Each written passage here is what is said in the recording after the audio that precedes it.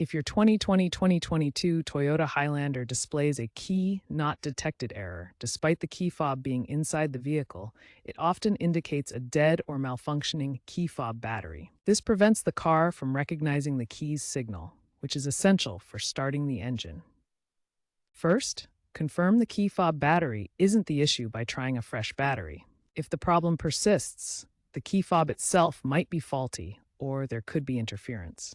Remember, diagnosing car issues without proper equipment should be left to trained professionals. If the key not detected error continues, use this emergency bypass procedure for a 2020-2022 Toyota Highlander. Place the key fob as close to the start button as possible. While holding the key fob in place, press the start button. This forces the car to attempt to read the key's signal directly. If this works, have your key fob battery checked and replaced immediately. Should this method fail, consult your Toyota Highlander owner's manual for detailed instructions or contact a certified Toyota dealer or Toyota support to ensure all procedures are followed correctly and avoid any damage to your vehicle's systems.